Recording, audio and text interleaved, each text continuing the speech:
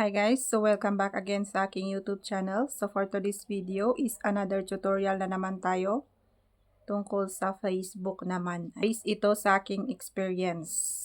Ayan, kung nagka-problema kayo sa inyong Facebook, kagaya ko, ang nangyari kasi is gumawa ako ng new account ko sa Facebook for selling. Kasi magbebenta ako na online. Ayan, tapos noong una nakapag-friend request ako ng 20.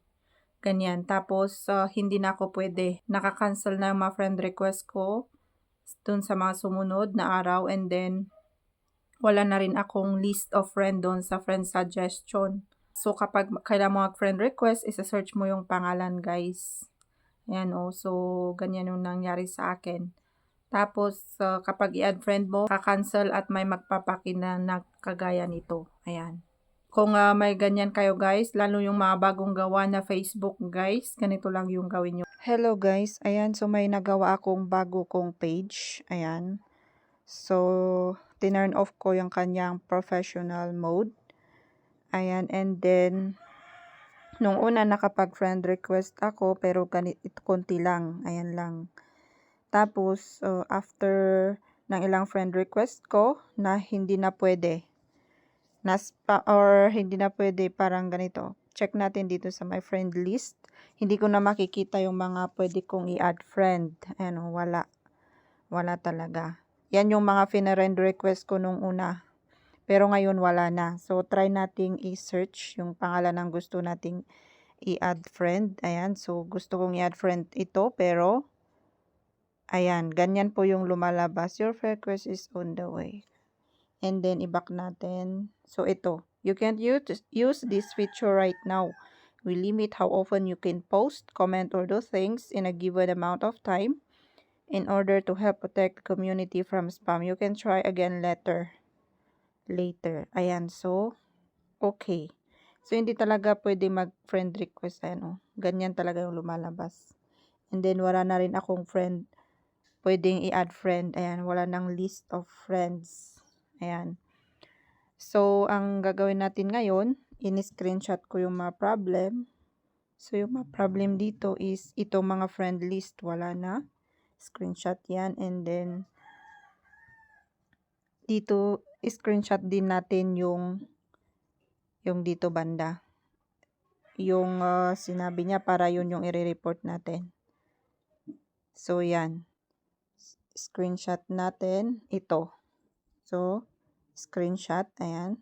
And then, lahat ng problema, screenshot natin, then i-report natin dito sa may report a problem. Continue report. Ayan.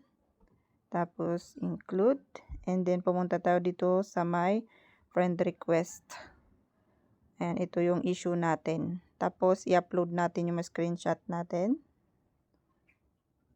Ayan. Tapos, yung isa. And then, isulat natin dito sa taas. Ngayon lang ako gumawa, pero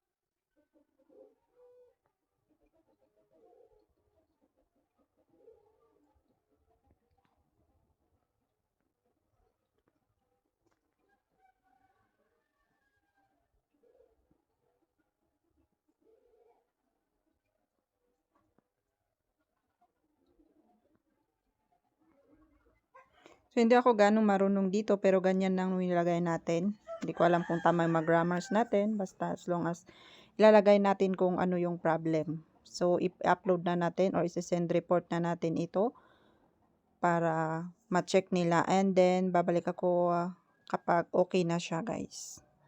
Ayan. So, send natin dito.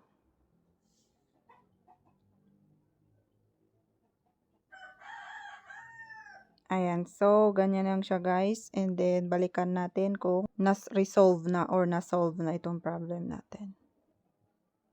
So, ayan, guys. So, balikan natin. Nag-send tayo ng report noong February 26. And ngayon na is March 8. Pero na-check ko na to kahapon, March 7. And okay na siya. Okay na siya, guys. So, ngayon lang ako gagawa ng video. So, parang 1 week siya bago naging okay. Or siguro, inaksyonan na ni Meta. Ayan, guys. So, punta tayo sa ating Facebook account. So, ito yung bago kong ginawa na Facebook account ko na pangbenta or pang selling account. Ayan. So, ito na siya, guys. Kung titingnan natin at i-check natin yung my friend dito, yung may tao. Ayan. Mayroon na po siyang mga friend suggestion. Pwede na akong makapag friend request. Ayan, oh. O, parang ganyan. Hindi na siya bumabalik na parang ayaw na niya. So, parang 1 week siya bago ibalik ni Meta. Ayan. So, pwede na ako mag-friend request at wala nang limitation yung aking friend request. Kahit ilan pa yung friend request na gagawin natin is hindi na limited. So, yun lang, guys. Mag-send lang kayo ng report kay Meta kapag may problem sa inyong mga Facebook. And hintayin nyo lang na masagot niya or ma-actionan niya. Ayan. So, yung friend ko lang noong una is 20. Pero ngayon, naging 95 na. Kasi nag-add friend na ako. Ayan. Ayan. Kahit ilan. Ayan. Hindi na bumabalik nor hindi na ayaw. Oh.